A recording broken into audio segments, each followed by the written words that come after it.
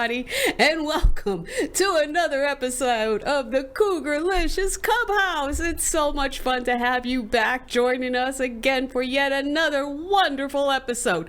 We're so glad you stopped by to join us. And before we get started, I want to recognize our sponsor for today's show, and it's Linder Healthcare, Linder Health Skincare. Yes, Linder Health Skincare.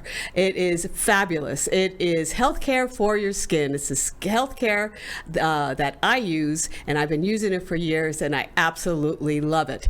And if you go to linderhealth.com/Donna and order some products, you'll get a free gift. Okay, so be sure you go ahead and do that. And again, I'd like to thank all of our subscribers that have joined us. Remember, if you subscribe and it's free, there's no charge to do that, you'll never miss any of these episodes. Okay, so be sure you do that. Like, share, and subscribe, and you won't regret it, because you won't miss these shows, and you won't miss the show like we had today. We have such a special guest, and I am absolutely thrilled that we have this guest today. We have a fabulous entertainer. This entertainer has been around town and has been just lighting up the stages all around town.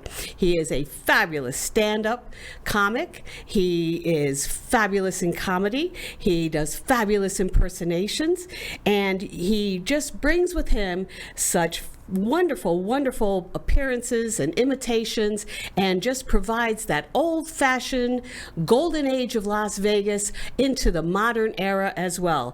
Audience have cheered him on throughout the time that he's been here, and he's such a special friend of mine, and I'm just so excited to bring him to you tonight.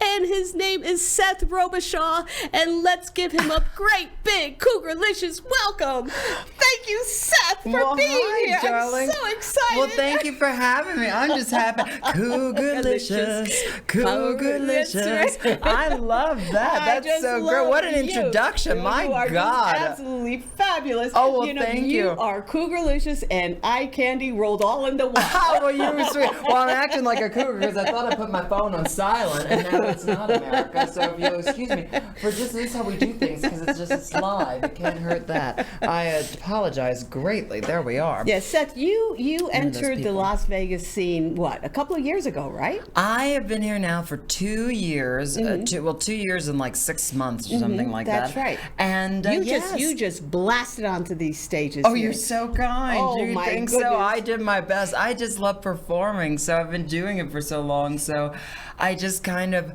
hopped on the stage. I mean, it really is crazy, because when I moved here, I didn't really know anybody. I knew like 3 people in totality when I moved here. I'm so blessed that I've met so many incredible people. Well, you're so you're so energetic. Oh, thank you. You just You jump should on. see me in the morning then, because it's not where I'm And where did you come from? You mean, I thought you meant the womb, but I didn't know you mean my mother. You mean the town I came from, where I hail from, as I like to say, a town called Cut Off, Louisiana. Cut Off, Louisiana. Can't make it up. Look us up. We have a small population, but they're still around. Some of us. They're not extinct yet. The Cadofians. Cut Off, Louisiana. Okay. That's where I'm from. Cut Off, Louisiana. And did you study drama there? Did you study? No. The only drama they had there was, I don't know who got the shotguns that week. I don't know. That's No. What did I do at Cut Off, Louisiana? Well, I got the hell out of there. But then but I still have my family there. But no, I moved to New Orleans when I was 17 years old. And from the age of 17 to 21, I studied acting in New Orleans. I wanted to move out to Los Angeles, but as you know, rent. So it just gets so expensive. So I figured, well, I'll stay in the swamp, but the chic swamp, which is New Orleans. The Shiki Swamp. The Shiki Swamp.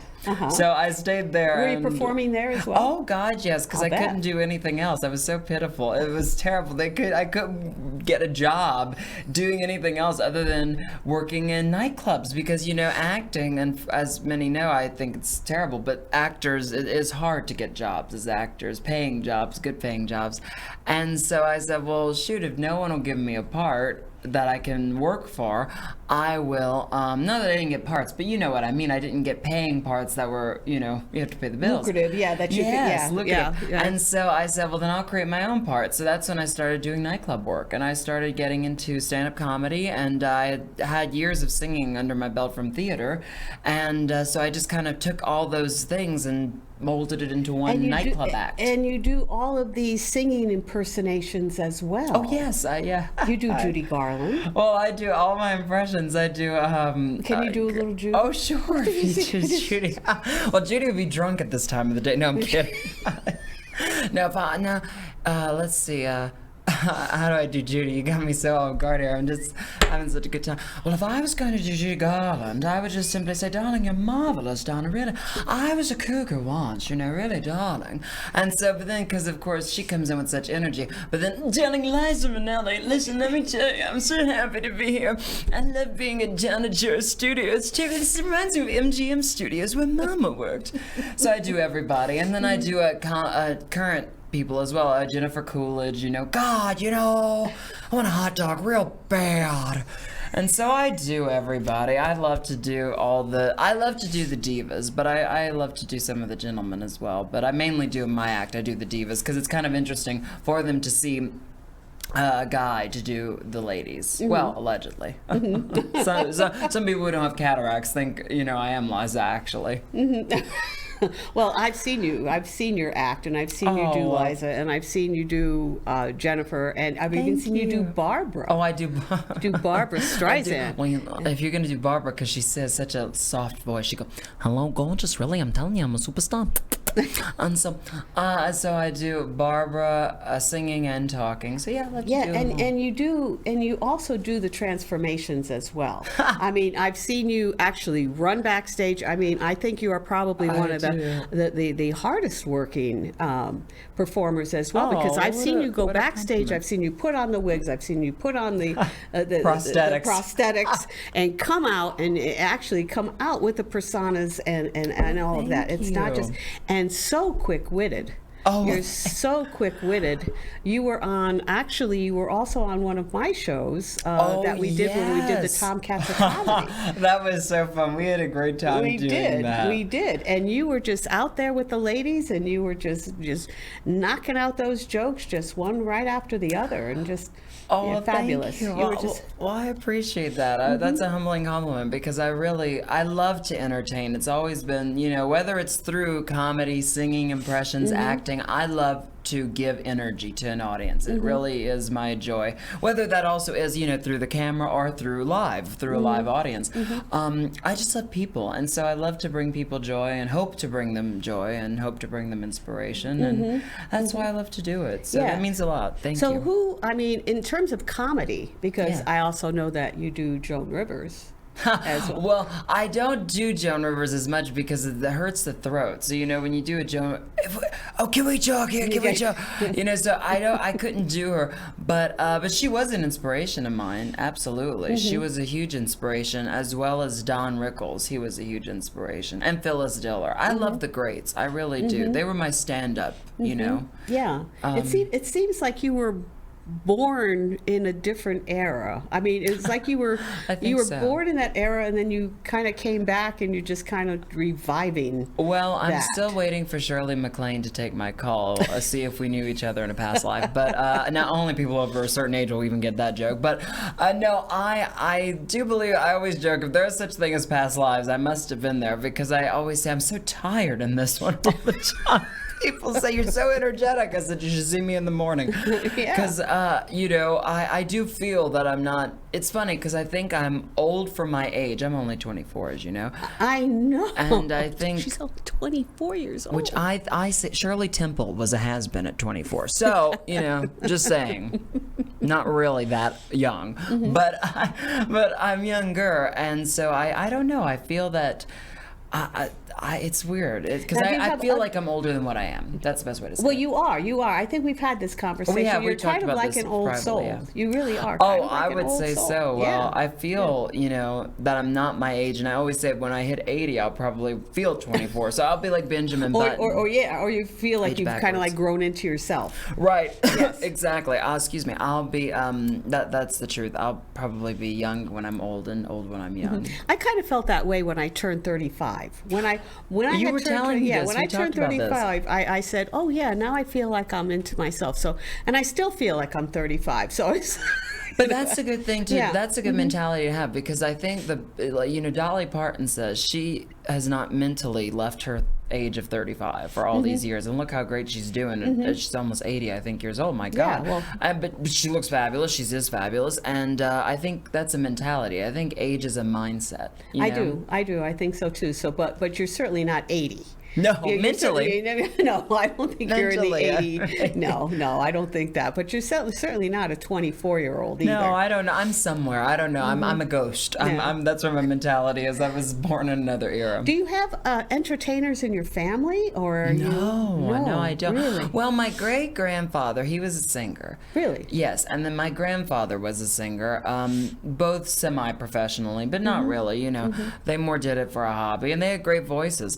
And my mother can sing; she's a really great singer, and so can my aunt. But no one else ever went into it. And But I always say, it's the weirdest thing. I don't know. For me, it was never a question. Like, for me, it was just literally one day I woke up and I was like, oh, this is it. This is it. This is I was, what you know. 8 or 9 years old, and I woke up and I was like, oh, this is it.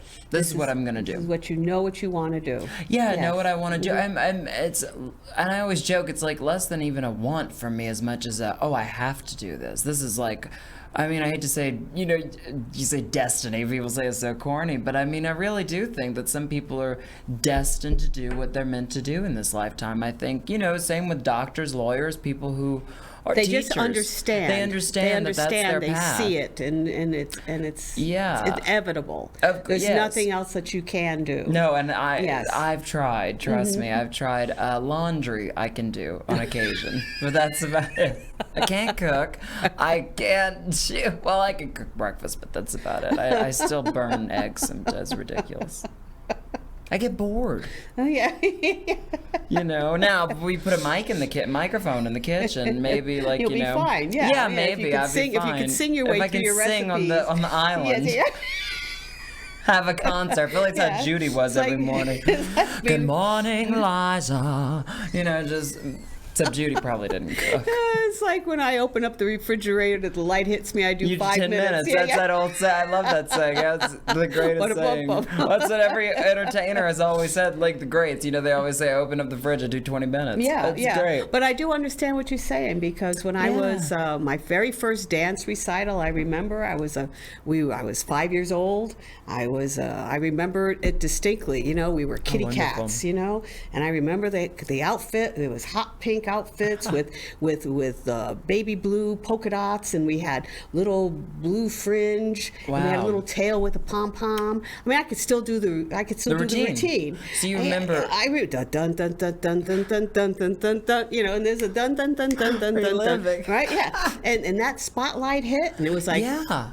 I'm home. That was that's it. This Do you is- know? Yes, I get that completely. Now, for me, it was interesting because the first role I ever played, I went to, I was raised, in the church, very strictly religion, and we did play the Nativity. For those of you who might know what I mean, it's the life about Jesus in the Nativity, and I auditioned to be the Virgin Mary. I was 4 years old. Now, we should have known something was up. But, and they said, no, Seth, I don't think that's going to work. I said, well, then give me one of the three wise men, because, they get to wear the fabulous gowns. That's right. Because That's they were right. obviously the gay godfathers. I think so. You're Why going not? to get letters now about this. Just hear me out. Just hear me out. 3 men in caftans. It sounds like brunch to me. That's all I'm saying. But anyway, so then I didn't get those roles. So my first role ever on the stage was a cow. You were a cow. Cow number 2. in the manger. I bet you were the best cow. No, I got so bored with all of them on stage, I fell asleep. No. I did. I fell asleep. First time I was on stage, I said, I'm over this. I fell asleep. Well, I mean, yeah. But it was method acting because the animals in the manger were supposed to fall asleep and the little drummer boy fell. I just didn't wake up. But I like to think it's because I was really bored with all of their acting. Yeah, of course. Yeah. I'm the only one who was announced show business from that production. Was it just a one-time production? Oh yeah, it was a kindergarten production, but that was the first time, and then I didn't step foot on a stage until I was 12 years old. Was the first time I got on a stage. Was that in church as well? Or? No, far from it. Theater, a different kind of church, more so temple. Of the arts. I did the Shrek the musical, and keeping in with the fat theme, not to be outdone by the cow, I was Shrek, who is an ogre, for those of you who don't know. So this is what I have been trying to make up for ever since being cast as roles. It's just animals. So, terrible. But, but it was fun. So that's when I knew. But what really made me know was I love the classic Hollywood films. That's what I fell in love with. I love the great stars, Judy Garland, Mae West, Debbie Reynolds, Frank Sinatra, my God, Dean Martin. I loved Sammy Davis. I could go on. I loved all these great stars, and that's what really inspired me. That was the creativity that inspired me to say, oh, I want to do this. Yes. I want to be, really do what these greats do. And the truth is they don't make movies like they used to anymore in the studios. That's right. So I kind of what I love about Vegas is there is some golden era preserved here, because the nightclub act, although it doesn't exist very much anymore, it's still relevant in Vegas. It's still, it can still always be brought back in. Yes. And, Donny Osmond, he does a nightclub act here, and it's in a showroom, but his style is very that Dean Martin, Sammy Davis, Rat Pack style of a show, which I love, which is what I try to do with my show. Yes, you can still find it. Yeah, you can find it. Still That's the right find word. Pockets of it, and people will still gravitate to it because they want to reminisce. They want to relive, those time glory periods, days, the yeah. glory days Well, of Las Vegas. Las Absolutely. Vegas is really, what's great about it is it's a progressive town, but it's also nostalgic in many ways, I find. And I find that it's really great because, and Hollywood does this as well, especially like where the Burbank area, where all the studios are, because I work there in clubs a lot, and I find that the people there are very appreciative of who walked before them, you know what I mean? And of course New York and the theater. So really the entertainment capitals do a great job at having that balance of, let's move forward, but let's also appreciate what came before us. But I really feel Las Vegas does that beautifully, because and what I wanted to also mention is your art form, the style of your makeup, and the way Hooker that you is what you mean. No, I do not. I do not mean that at all. Well, I mean thank that it's evident that you have studied the art of the makeup of that time period, because when you take a look at the starlets of the 40s and the 50s and the 60s, you have studied that as an art form. Oh, well, that's... And I can see where you have done that. I don't know if you've done that Well, on purpose or not. I didn't. So that's a huge have. compliment. No one's ever told it to me quite like that before, so that's a huge compliment. I appreciate that, because I never thought of it that way, but I guess I have in a way, because, it's the same thing with my comedy. People say, I'll get off a stage, and I have gotten, which I take as a great compliment, because I adore Don Rickles, I adore Joan Rivers, but those are the two comics that they say, you have their type of energy when you're on a stage as a stand-up. And I say, well, that's a great compliment, because I really did watch them a lot, but not in the intent of studying them. I watched them as a fan. So it's very interesting how maybe, I guess, what is it called, through osmosis or whatever, that you just kind of inherit traits from watching people so often as a child, because I was a very old child. I grew up watching I Love Lucy and the Golden Girls, and really the great actors and actresses of that era. Well, if you want to assume that role, okay, or if you want to assume that a character, okay, you kind of have to adapt those external Yeah. features. Well, I And- guess so. And I think you've done that. Well, thank you. That's a almost. compliment. Well, Yeah. the funny part for me is, and people say that to me. They say, "Oh, do you?" I have a friend of mine. He says, "Funny." He says, "I don't know when, Seth, I'm gonna see you as a boy." And of course, me, well, I just say, well, I'll just do the spread eagle and you can find out. No, but I just said, no, I won't say that. My God, not on daytime. And, but anyway. Or nighttime. Or nighttime, whenever you watch this. That's right, you can watch it anytime. But no, well, because it's true, my boyfriend, he always says to me, he's like, I don't know when I'm going to see you as a boy. Because now, he doesn't mean I'm a girl, but he just means because I guess I don't look at my style as feminine. I just look at it as my style. But I can see where some people, of course, with the normality of what you would call femininity is my style. Mm-hmm. You're the woman I've always wanted to be. Well, you're the daughter I always wanted to have. So, but no, well, thank you. But, and that's what I say. I always say, if I would have been born a woman, I would have been just like this, but probably with bigger hair and bigger. And so anyway, I would have been Zsa Zsa Gabor. So that's about it. But since she's dead, I'm me. So, it's, but I go to the gym in hair and makeup. I mean, it's the most funny thing. Mm-hmm. The only time I think I'm not in hair and makeup is when I'm taking a bath. And even then, I'm probably in some hair and makeup because I'm out of the show, so I'm still have it caked onto me. But it's like playing in crayons for me. I grew up in a small town, like I said, and I was never the prettiest flower in the garden. So I always can't just believe said, that. well, it's true. I mean, that's very sweet, but it's true.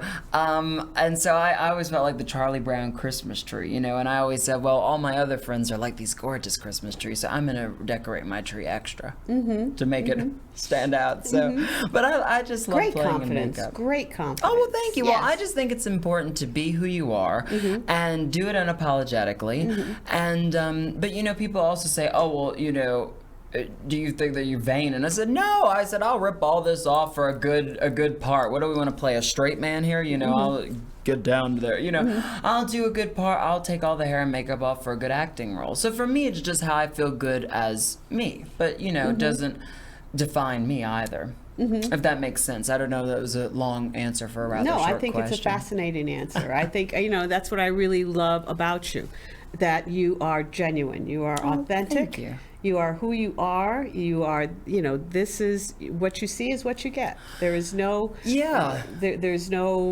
there's no excuse. There's no rationality. It's just Seth. Seth is Seth. Well, Seth is I Seth. felt that when the very first time that I met you. Aww. That was at Wise Guys. Remember? I do remember the first time I met Yeah. you, and I thought you were the funniest thing. You had a joke, but I can't tell it on here that Yeah. I love so much. I'll give you a hint. It's about the microphone. Yeah, and the microphone condom. Yes. Yes. There you go. It was after COVID. It was exactly. It was after COVID. Everybody was still using condoms. Nobody cares anymore. Oh, so many microphones are getting diseases So now. we've been fans of each other for Oh, quite a absolutely. while. No, I met Yes. you when I first came out to Vegas. Like, I would say within the first couple of months I was out here. And I just loved you because what I admire so about you is you were the same way. You are who you are, and you are proud of it. Like, I love what you've done with your Cougar-licious brand. That's so great because you really just, you embrace the Cougar-liciousness of it all. I hate to say you embrace being a cougar, but you say it, so I will. You embrace being how shall we say it? A woman of a wisdom age. Yes. And to really say, but I'm not going to, because as society so often does with women of a certain age, they say, oh, well, it's time to move to the back of the cave. Right. And you say, no, I'm not going to do that. Absolutely not. And I really think that's incredible. And I really think that, especially during this time, Cougar has always had kind of a derogative Which I don't think it meaning. is. No, it's not. It's not. And women have gone through enough, especially women of a certain age, that they should really take a stand and they should really feel empowered, which I feel this is why I coined the term Cougar-licious. Yeah. Because it is a woman who stands in her own power, and she celebrates the divine diva. Absolutely. And she enjoys a little eye candy. Yes. And that's the best way to do it. And for that, I am going to award you. Do I get a button? Yes, you get a button. You get I'm gonna wear it as a my necklace. Super Cougar-licious refrigerator magnet. Oh! Well, that's wonderful. Everybody, My Spanx have wiring in them, so I'll just put it right here. It's great in case any boys want to come because I look like a cougar, so it doesn't matter. That's right. Well, but that's the whole idea of Thank you, Cougar-licious, and that's the darling. whole idea of the movement. I love it's this. to really support women and empower them and let them know, and I give these out during my acts now, As know, you sh- oh, and I that's so point wonderful, women as you out, should. and what's very funny, a lot of times is I will point women out in the acts, and I will ask them who is their eye candy. And Mm-hmm. one night, I asked this woman, who her eye candy was, Yeah. and her husband started to talk for her, and I said to him, "Excuse me."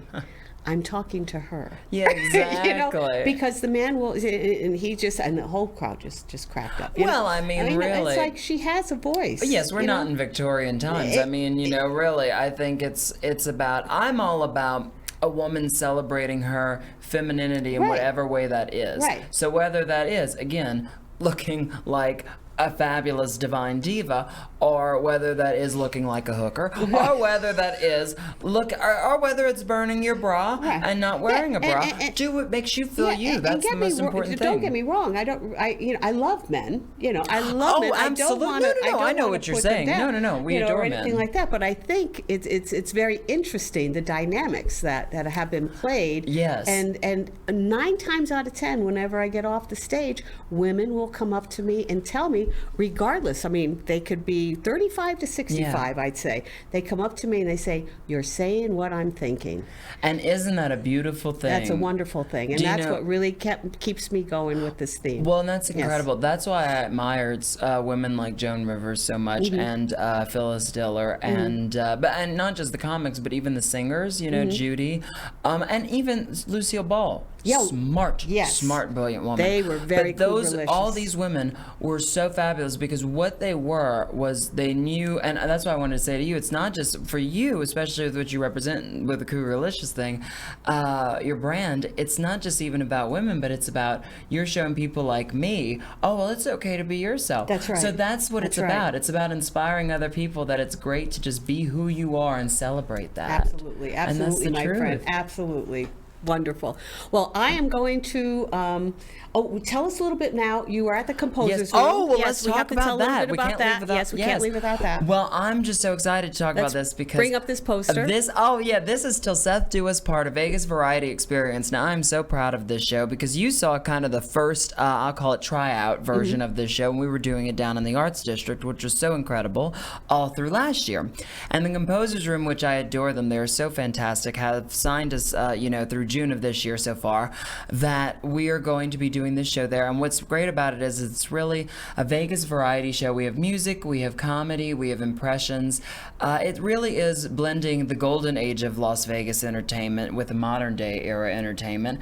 And I'm the ringleader of this circus. I'm so blessed to have my darling Wes Meadows, who's my musical director. He's arranged all these things so they fit my vocals perfectly, the Perfect. I musical can't wait numbers. to come. And yeah, we have a great band. Jake Grabner on bass, Aaron Ramsey on drums, my darling Jan, who's a fantastic singer, is our special guest for this month. And it's a late night show, but the great thing is it's casino time. So an hour and 20 minutes, you're out. Great. And then the show's on April 20th. April 23rd at 10 p.m. And then it's the next 2 months so far. It's the fourth Wednesday of the month at 10 p.m. at the Composers Room. Great. And they get tickets at thecomposersroom.com. At thecomposersroom.com or SethRobichaux.com. Very You good. can go to either and get tickets there. Excellent. Well, $10 Seth, for a good time. thanks so much for coming in. Thank and you, remember, darling.